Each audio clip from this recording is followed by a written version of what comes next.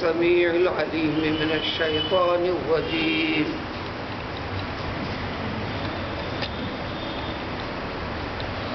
قل اللهم مالك الملك تؤتي الملك من تشاء وتنزع الملك ممن تشاء وتعز من تشاء وتذل من تشاء بيدك الخير إنك على كل شيء قدير.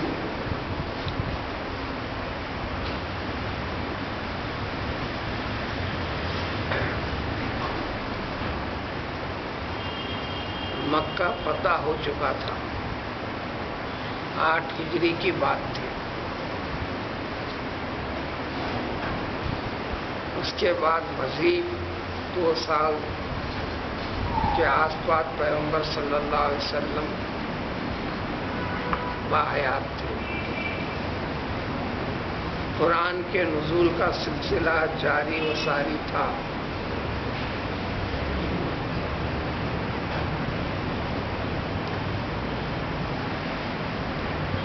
پھر 10 ہجری نبوت میں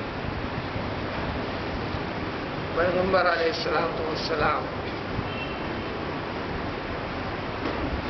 حجۃ الوداع کے لیے حج کے لیے نکلی. ایک ہی حج آپ نے فرمایا تھا. وہاں عرفہ کے میدان میں آیت شریفہ نازل ہوئی تھی، الیوم اکملت لکم دینکم واتممت علیکم نعمتی ورضیت لکم الاسلام دینا. یعنی دین سے متعلق جتنے چیزیں بھیجنا تھا، جو منشاء خداوندی تھی، ساری کی ساری چیزوں کی تکمیل کر دی گئی. اس کے بعد احکام سے متعلق کوئی قرآن نازل نہیں ہوا. البتہ سارے کلام پاک کے احکام کو ملحوظ رکھو، آخرت کا لحاظ رکھتے ہوئے. تو سب سے آخر آیت نازل ہوئی تھی، واتقوا یوما ترجعون فیہ الی اللہ ثم توفی کل نفس ما کسبت وهم لا یظلمون. سورہ بقرہ میں. تو فتح مکہ کے بعد والے حالات میں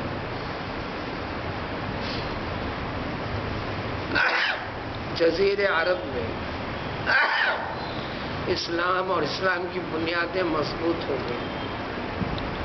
سارے جزیرے عرب میں اس جانب سے اس جانب تک اسلام کے قدم جم گئے. ایمان، مخلصانہ ایمان رکھنے والوں کی جماعت پیدا ہو گئی. لیکن دنیا کی سازشیں مسلسل جاری اور ساری رہی.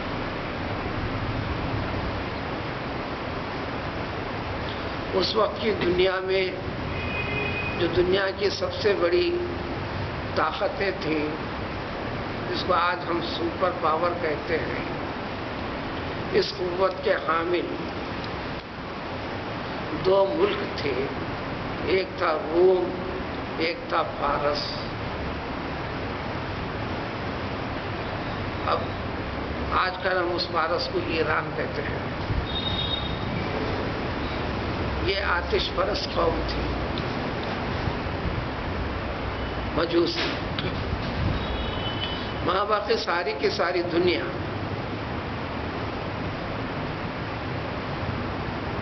حلیف کی شکل میں ان 2 بڑی بڑی طاقتوں میں ہی بٹی ہوئی تھی. دنیا کا ایک بڑا حصہ فارس کے ساتھ، دنیا کا ایک بڑا حصہ بقیہ حصہ روم کے ساتھ. تو الفاظ دیگر فارس اور روم تک دین اسلام کا پیام پہنچا دینا بالواسطہ ساری دنیا کے لیے اس کلام پاک کی ہدایات، تعلیم کا پیام پہنچا دینا ہوا اور پہنچا دینا ہوتا تھا. بہرحال یہ طاقتیں اکثر و بیشتر روم تو کبھی فارس اس دین اسلام کی دعوت تحریک کو ختم کرنے کی اپنی اپنی طاقت کے بل بوتے پر کرتے رہے۔ ایک وقت آیا اب یہ رومیوں کا حملہ آور ہونے کا ارادہ، یعنی سپر پاور طاقت، اس کی طرف اقدام کرنے کے لیے تیاریاں شروع کر دی، آگے بڑھنا چاہے۔ اس وقت حفظ ما تقدم، خطرہ آنے سے پہلے خطرے کو ٹالنے کے لیے مشورہ فرمایا پیغمبر صلی اللہ علیہ وآلہ وسلم نے۔ اب جنگ عربوں سے نہیں تھی، غیر عربوں سے تھی۔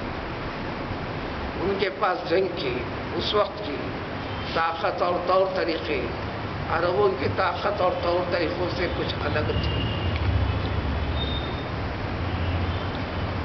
اس سلسلے میں آگے بڑھتے ہوئے مشورے میں بات طے ہوئی، جس میں سلمان فارسی رضی اللہ تعالیٰ عنہ بھی، جو فارس کے تھے، جو ایمان لا چکے تھے، انہوں نے وہاں کے مزاج، وہاں کی طاقت اور قوتوں کو ملحوظ رکھتے ہوئے خندق کھودنے کا مشورہ دیا اور قبول کر لیا گیا۔ جنگ کی تیاری کے لیے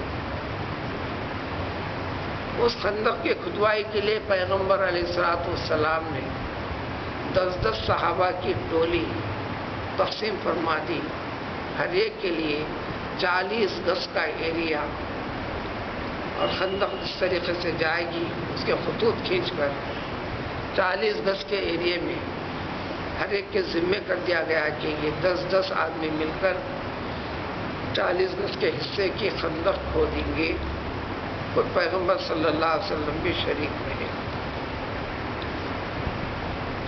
خندق تیار ہوتی گئی، لیکن ایک مقام کے حصے پر ایک بڑی سفید چٹان آ گئی۔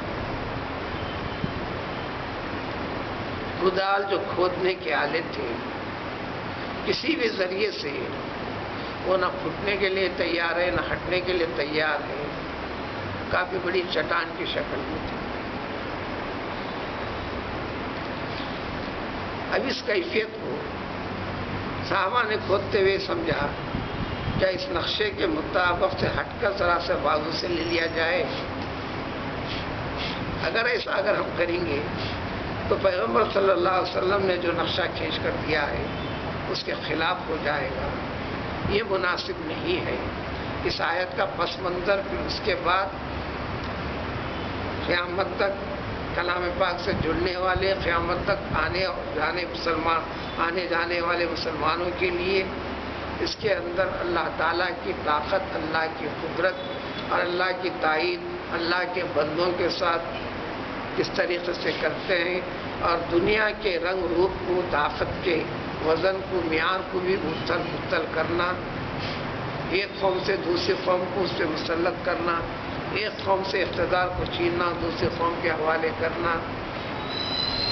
جب یہ بڑے معاملے میں ہے تو جزوی اعتبار سے بھی ایک قوم کا دوسرے قوم سے، چند افراد کا چند افراد سے، یا ایک شخص کا دوسرے شخص سے بھی، اس قسم کے معاملات کے اندر ساری کی ساری چیزوں میں رب العزت کی تائید اور قدرت کس کے ساتھ ہوتی ہے، کیوں ہوتی ہے،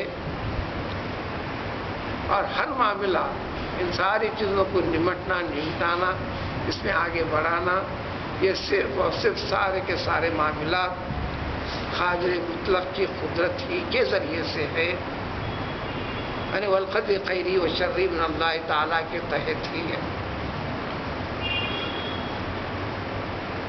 مگر جس وقت آیت نازل ہوئی تھی اس کا پس منظر ایسا تھا، اس کے حد تک محدود نہیں ہے۔ تو سلمان فارسی رضی اللہ تعالیٰ عنہ وہ 10 صحابہ کو لے کر پیغمبر صلی اللہ علیہ وسلم جہاں مصروف تھے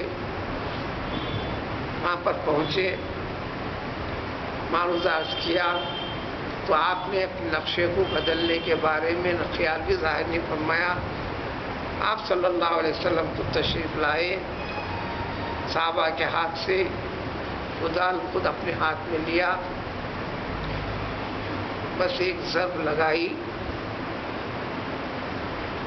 تو جس طرح اس زمانے میں پتھر پھوڑنے کے لیے جو بارود کی شکل سے اس کو پھوڑا جاتا ہے، بس آپ کی ایک کدال مارتے ہی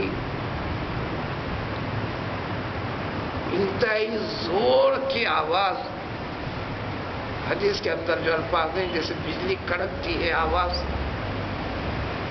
اس طرح کڑک جیسی آواز پیدا ہوئی اور چمک بھی ہوئی۔ پتھر پر کوئی چیز مارتے ہیں تو چمک تو آتی ہی ہے، لیکن اس میں جو چمک پیدا ہوئی بالکل برق بجلی کی چمک کے جیسی، اس کو مشابہت دیتے ہوئے فرمایا مدینے اور مکے کے درمیان میں گویا کہ ایک بڑی بجلی چمکی اس روشنی کی جیسی ہوئی۔ اس کے بعد پیغمبر علیہ الصلوۃ والسلام نے اللہ اکبر فرمایا۔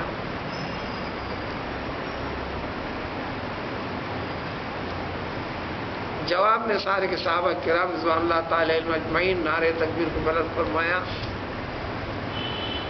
پھر دوسری ضرب لگائے، پہلی ضرب پھٹی، دوسری ضرب لگائے، صرف 3 ضرب، تینوں ضرب میں آواز پیدا ہوئی، چمک پیدا ہوئی، چٹان ٹکڑے ٹکڑے ہوئی۔ پیغمبر علیہ الصلوۃ والسلام کے کم و بیش ساری کی ساری معاملات چونکہ آپ کے جانب سے نہیں، رب العزت کی جانب سے ہیں۔ کدال مارنا آپ کا تھا، عمل قادر مطلق کا تھا۔ مکے سے مدینہ نکلنا تھا ہجرت کے عنوان سے۔ ایسے وقت پر سارے کے سارے مکے کے سردار، ہر قبیلے کا ذمہ دار شخص کھچاکھچ شکل میں آپ کے پورے گھر کا اطراف و اپناف سے محاصرہ کر لیا تھا۔ وقت فجر جب نکلیں گے تو حملہ آور ہوں گے، یہ ایک اصول کے پابند تھے۔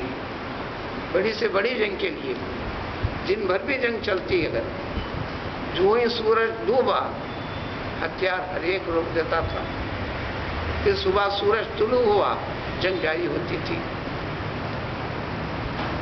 تو گھر کا احاطہ بھی کر وہ اصول کے تو پابند تھے، نکلنے کا انتظار تھے۔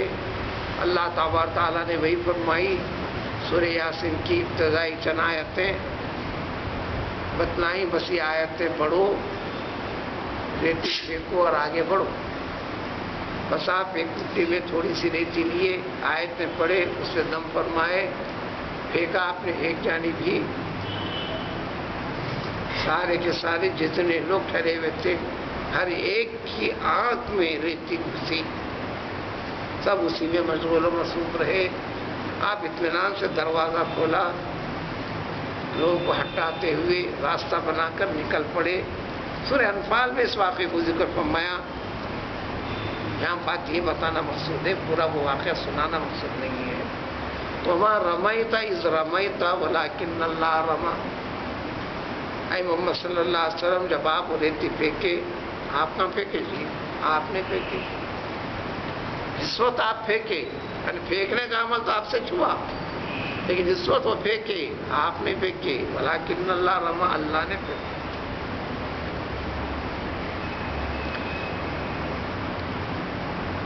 قرآن ساری وضاحت کرتا تھا۔ یہاں بھی جو بڑی چٹان کو طاقتور صحابہ نے اپنی اپنی کوشش کر لی، طاقت کو آزما لیا، نامراد ہو گئے، بس آپ کا مارنا تھا، بس وہ چٹان بھی ٹکڑے ہوئے۔ پھر آپ نے اس وقت فرمایا کہ پہلی چمک کے اندر مجھے ملک ہیرا کے سارے محلات دکھائی دیے، پھر دوسری چمک میں ہوتا ہے کہ فارس کے شاہی محلات، مملکت، طاقت اور قدرت سے تعلق رکھنے والے، وہ چمک میں مجھے دکھائی دیے۔ پھر ایک ضرب میں فرمایا کہ روم کے محلات مجھے نظر آئے، یعنی بشارت دی، غیبی خبر بتا دی کہ اللہ تعالیٰ نے مجھے بتا دیا ہے یہ اسلام اور مسلمان ان تمام بڑی مملکتوں تک بھی پہنچے گا، وہاں بھی ان کا اثر پیدا ہوگا، اس طرح ساری دنیا کے حصے میں پھیلے گا۔ یہ تو بات ہوئی۔ جب یہ پیشن گوئی کو ذکر کرنے کے بعد مسلمانوں کے اندر جو موجود چند منافقین تھے، یہ منافق اور اس چیز کو سن کر مدینے میں رہنے والے یہودیوں نے کہا کیا مدینہ اور مکہ کافی نہیں ہوا محمد کو؟ بہت دور کی سوچنے لگ گئے۔ اب ایسی مملکتوں، ایسی قوموں کے بارے میں جہاں ان کا کوئی زور ہرگز چل نہیں سکتا، بہت دور کی اب سوجی ان کو۔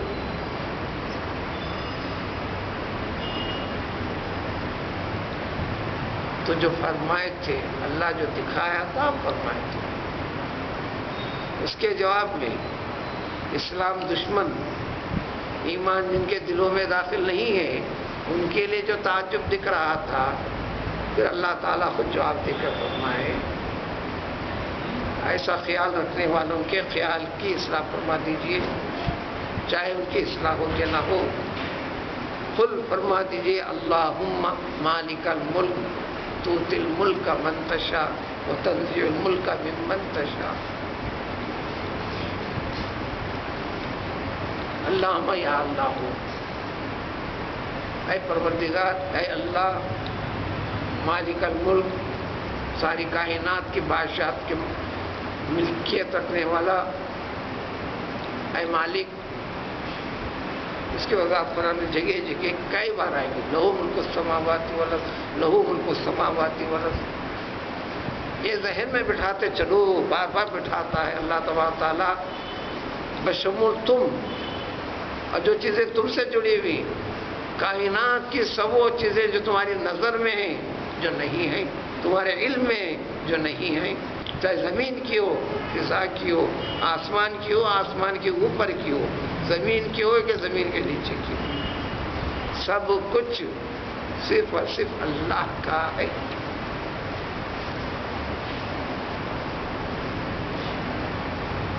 سب کچھ اللہ ہی مالک ہے۔ ان تمام وضاحتوں کو جو اختصار کے ساتھ مالک الملک، ساری کی ساری مملکت کائنات کے بادشاہ، طاقت رکھنے والی ذات، یعنی جو جس طلب کرنا ہے رب سے، وہ رب کے نام سے، وہ رب کے کام والی صفت کا ذکر کر کر طلب کرو۔ توتی الملک کا بادشاہت بھی عطا فرماتے ہیں تو جس کو چاہتے ہیں آپ عطا فرماتے ہیں۔ مسلمانوں کے مقابلے میں غیر مسلم کو بھی، جیسا کہ آج کی دنیا کو ہم دیکھتے ہیں، کہلانے والی مسلمان قوم کے اوپر غیر مسلم مملکتیں قاہر، غالب، مسلط ہیں، تو یہ بھی منشاء خداوندی ہی ہے، حکمت باری تعالی ہے۔ ظاہری طور پر کہلانے والے مسلمانوں کے لیے تکلیف دہ ہے، حقیقی طور پر اسلام کی مخالفت خود اسلام کی تشہیر ہے۔ جو کام مسلمان کے کرنے کا ہے غیر مسلم کر رہے ہیں، مخالفانہ پہلو کے اندر آستین چڑھا کر آگے بڑھنا خود یہ اسلام اور مسلمان کی اہمیت کا اعلان ہے۔ اس اعلان کے ذریعے سے مسلمان کو اپنے اسلام کو تازہ کرنے کے لیے، اس کو آگے بڑھنے کے لیے یہ قدرت کا سبق ہے۔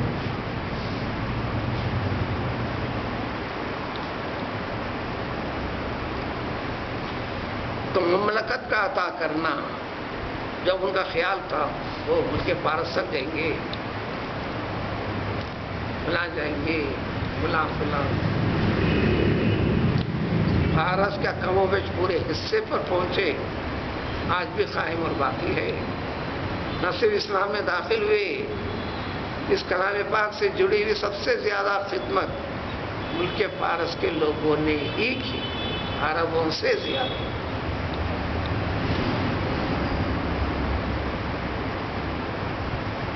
قرآن کی وضاحتیں، احادیث کو جمع کرنا، عربی زبان کے ساری خوبی کو کرنا، جتنے کتابیں سینکڑوں ہزاروں لاکھوں کی تعداد میں چلو جاؤ، ملک فارس کے افراد کی سب سے بڑی فہرست ملے گی۔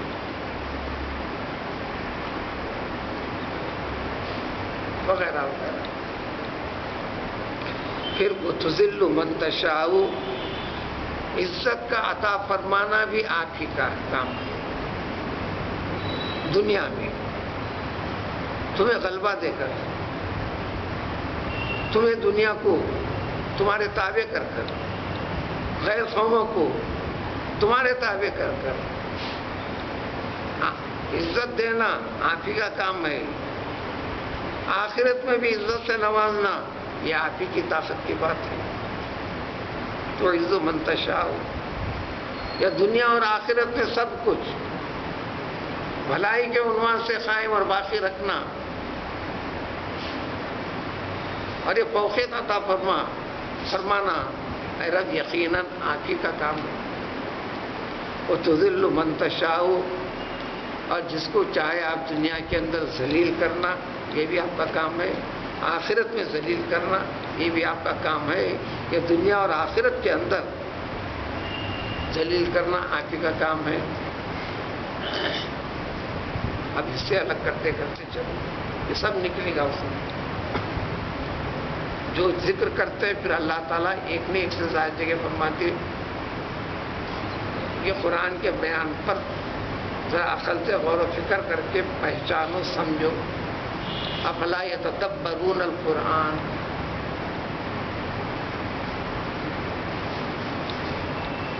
اب عزت دیتے کس کو ہیں؟ اصول پیمانے بتا دیے۔ اصول و پیمانوں میں خلاف کرو گے تو بھگتو گے۔ ذلت دیتے کسے ہیں وہ بھی فرماتے۔ پھر آخرت میں بھی عزت کس کو دیں گے؟ جنت کے لیے جو الگ کر دیے گئے وہ اللہ نے ان کو عزت دے دی، جو جنت کے زمرے سے خارج کر دیے گئے وہ اللہ نے انہیں ذلت دے دی، ذلیل کر دیا۔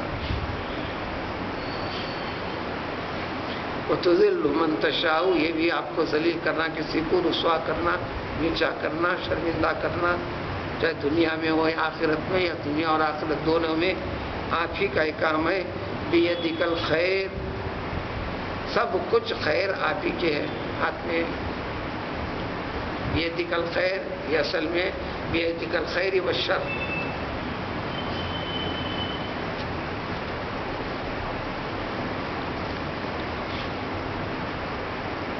استعمال کرنے کا ایک انداز یہ بھی ہوتا ہے۔ قرآن میں ذکر ہے سرابیل تقیکم الحر، ایسا لباس بھی تمہارے رب نے تمہیں عطا فرمایا، وہ لباس تم کو گرمی سے بچاتا ہے۔ دوسرے پہلو کو ذکر نہیں فرمایا تو دوسرا پہلو نہ ذکر کر کر خود بخود رہے گا۔ وہ لباس بھی عطا فرمایا جو تم کو سردی سے بھی بچاتا ہے۔ یہاں بھی بیدک الخیر، ہر قسم کے خیر سے نوازنا یہ آپ ہی کی طاقت، آپ ہی کی قدرت، آپ ہی کا منشا ہے۔ اور کسی کا برا کرنا اور کسی کو برائی میں کر دینا یہ بھی آپ ہی کے اس میں طاقت قدرت ہے۔ یہاں مضامین بڑے وسیع ہیں۔ ایمان کے اندر عقیدے میں داخل ہے ہر اچھا برا، خیر و شر سب کچھ اللہ کی جانب سے، دنیا میں ہوتا ہوا اچھا جو دیکھ رہے ہیں اللہ کی طرف سے، جو ہوتا ہوا برا دیکھ رہے ہیں اللہ کی طرف سے، یا انفرادی طور پر انسان کے لیے جو اچھا ہو رہا ہے وہ اللہ کی طرف سے، جو برا ہو رہا ہے اللہ کی طرف سے۔ اس کے بعد بھی ایک زاویہ ہے، ما اصابکم من حسنۃ فمن اللہ۔ سورہ نساء میں وضاحت آئی اس کی طرف۔ دیکھو جو کچھ بھی اچھا ہو رہا ہے یقیناً اللہ کی طرف سے، وما اصابکم من سیئۃ، جو تمہارے ساتھ برا ہوا ہے یا برا ہو رہا ہے اس میں تمہارا کچھ تعلق ہے. تو دو جہتیں ہیں، ہر جہت میں کرنے والی ذات اللہ کی. ایک بحیثیت تک اس کو طاقت تکوینی کہتے ہیں، بنانا. جیسے فطرت بنائے فلاں فلاں فلاں فلاں فلاں، جیسے آگ کو پیدا فرمائے تو اس کے اندر جلانے کی ہی کیفیت، برف کے اندر ٹھنڈا کرنے ہی کی کیفیت، چاقو میں کاٹنے ہی کی صفت. اس کے آگے ایک چیز ہے جو انسان کے عمل کے ساتھ کسب کے ساتھ جوڑ کر رکھیں. یہ عمل و کسب کے بعد بھی اثر انداز ہونے والی چیز اللہ ہی کا منشا. انک علی کل شیء قدیر، یہ قدرت کا تقاضا ہے، کچھ بھی تمہارا رب کر سکتا ہے، کرتے ہیں. یقیناً اے رب آپ ہر چیز کے کرنے پر قادر ہیں. اس پس منظر میں اس جزیرے عرب کے اوپر رہنے والے ان کے اسباب و ذرائع کے لحاظ سے دنیا کی سب سے بڑی سپر پاور طاقتوں کی طرف نظر اٹھانا سوچنا دشوار. کہہ دو ان کے سامنے یہ سارے دنیائی اسباب عین فطری تقاضوں کے مطابق درست ہیں ضرور، لیکن تمہارے اندر جب للہیت رب العزت کی طرف جب رجوع ہو جاؤ تو تمہارے یہی چھوٹے ذریعے وہ بڑی طاقتوں کے مقابلے میں ان کے سارے بڑے اسباب کے چھوٹے اور حقیر ہو جاتے ہیں.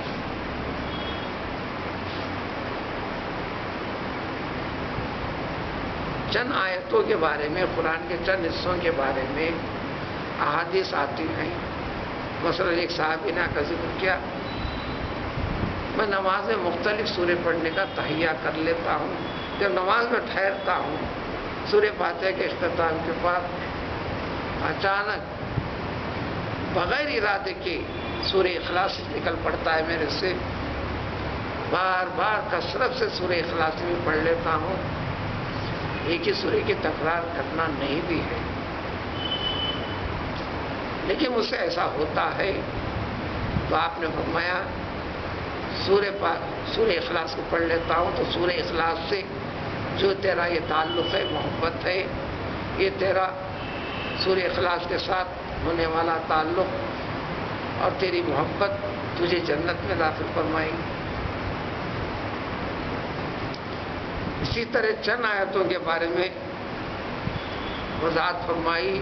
سورہ فاتحہ، آیت الکرسی، ابھی 3-4 آیت پہلے گزرا شہید اللہ انہ لا الہ الا ہوا کی آیت، ان الدین عند اللہ الاسلام تک، اور یہ آیت قل اللہم مالک الملک تؤتی الملک من تشاء، یہ والی آیت. ان آیتوں کے بارے میں حضور صلی اللہ علیہ وسلم فرمائے کہ یہ آیتیں مشفیعات ہیں، شفاعت کرنے والی، مشفیعات ہیں، شفاعت کرنے والی.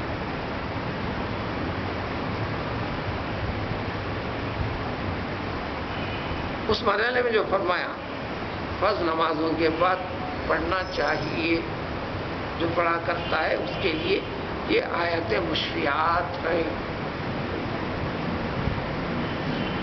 حضرت معاذ رضی اللہ تعالیٰ عنہ صدقات و خیرات آگے اتنا کرتے کوئی باقی رکھنے کی رہنے کی فکر بھی نہیں کرتے، حتیٰ کہ بہت بڑے قرضدار ہو گئے.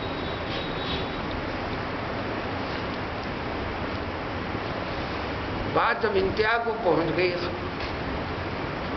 قرض خواہوں کے، قرض دینے والوں کے تقاضے بڑھ گئے، تو معروضہ عرض کیا تو نبی کریم صلی اللہ علیہ وسلم فرمایا کہ اے معاذ، کیا میں تمہیں دعا بتا دوں؟ فرمایا کہ اسی آیت کی قرات کو بتایا، پوری آیت پڑھ کے بتائے، پھر اس کے ساتھ بتایا یہ آیت پڑھو، پڑھ کے فرماؤ یا رحمانت دنیا والآخرہ و رحیمہ ہما. یہ حدیث کے الفاظ ہیں، جو عربی آتی ویسا پڑھے گا، جو سادہ سادہ پڑھنا ہے تو اس کو یہ بھی پڑھے گا یا رحمانت دنیا والآخرتی و یا رحیمت دنیا والآخرہ. رحمان اور رحیم کا ذکر.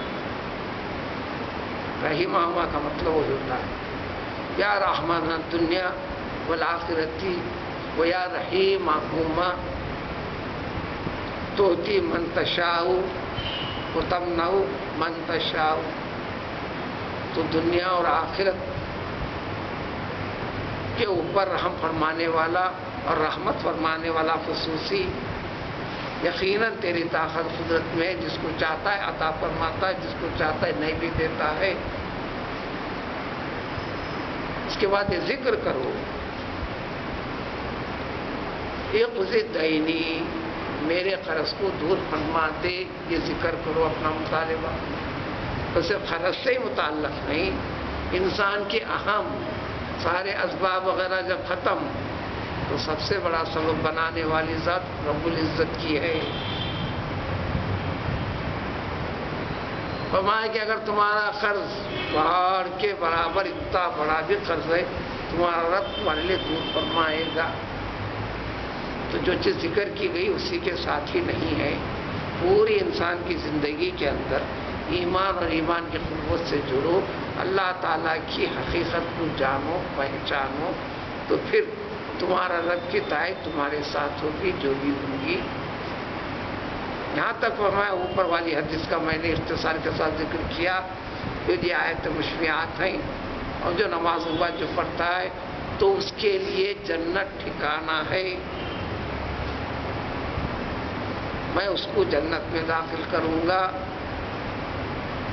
یا حضیرت القدس داخل کروں گا، یہ بھی جنتی ہے. یا حضیرت القدس میں داخل کروں گا، یا میں اس پر یہ پڑھنے والے پر میں 70 مرتبہ نظر ڈالوں گا، توجہ رحمت کی، اور اس کی 70 حاجتیں پوری کروں گا. 70 کی تفصیل تو پوری نہیں بتاتے، یوں فرمایا اس حاجتوں میں سب سے کم درجے کی جو حاجت ہے میں اس کی مغفرت فرماؤں گا. اب ہم اجمی لوگ پڑھنا، ہم نے تو الفاظ پڑھنا ہم نے پڑھ لیا، الفاظ پڑھنا ہم نے پڑھ لیا، خیر اس کا فائدہ ہوتا ہے نہ کا نہیں. رب العزت کا کلام ہے، مطلق تلاوت بھی عبادت کا درجہ ہے. لیکن جہاں یہ حکم ہے معنی کے ساتھ حکم ہے، کیونکہ پڑھنا اس کے اندر سارے کے سارے رب العزت کی ساری کے ساری قدرت کا اعتراف کرنا ہے، رب کو ماننا ہے. اپنے عقیدے میں ہر پہلو کی طرف ہر اعتبار سے خود کو رب کے ساتھ جوڑنا، اور بندے کا اللہ سے رابطہ کیسا ہے، وہ جلیل القدر کیسے ہے. ہم اللہ اکبر زبان سے کہتے ہیں، یہ اللہ کی کبریائی کس طریقے سے ہے یہ سمجھ میں آنے لگے گی. تو جب اس کی سب سے بڑائی تو ساری عبادت و خلاصہ مغز اصل وہی ہے. تو یقیناً تو رب العزت کی مہربانی اس کے پر ہوگی. انسان کے بڑے سے بڑے عمل کے باوجود بھی جنت کا میں حقدار ہوں دعویٰ کر نہیں سکتا، اس لیے کہ وہ قبولیت کا درجہ دینا، قبول کرنا اللہ کے اختیار کی بات ہے. اللہ کے معیار پہ اترنا دشوار ہے. تو اس لیے فرماتے ہیں قرآن میں ذکر کرتے کئی جگہ یہ اللہ تعالیٰ کے فضل سے ہی ممکن ہے. تو لہذا اس فکر کے ساتھ پڑھنے والے کے لیے فضل خداوندی اس کے پر ہو گئی. تو اس لیے سورہ فاتحہ تو ہر نماز کے پڑھنے کا حصہ ہے. چند ایک سورے بھی جو انسان پڑھتا ہے اس کے کم از کم معنی مفہوم پورے ترجمے کے ساتھ نہیں، اس کے معنی مفہوم کو قریب بھی انسان میں ذہن میں رکھ کر جب وہ نماز میں پڑھتا ہے تو تھوڑا اس پہ توجہ دیتا چلے. تو بغیر توجہ والی نماز میں یہ توجہ دے کر تلاوت کی جانے والی نماز میں دونوں میں بہت بڑا فرق ہے. رب العزت کے پاس اب اسی آیت کا تکملہ ایک اور اعتبار سے اگلی آیت میں تولج اللیل سے یعنی قدرت کے مظاہرات کو جو انسان کی نظر میں بھی اس کو انسان ذکر کرتا ہے رب کے سامنے جب یہ سب کچھ آپ کا ہے، تو یہ سارے کے سارے معاملات چاہے مملکتی درجے کے ہو، چاہے قوموں کے درجے سے ہو، چاہے انسان سے انسان کے آپس کے درمیان کے درجے کے ہو، تو جب اللہ تعالیٰ کی ساری قدرت اسی کی طرف ذکر کر کے اعتراف کرتا ہے تو رب العزت اس کے لیے انتظامات فرماتے ہیں، اسباب پیدا فرماتے ہیں. اس کی وضاحت اگلی آیت میں آئی.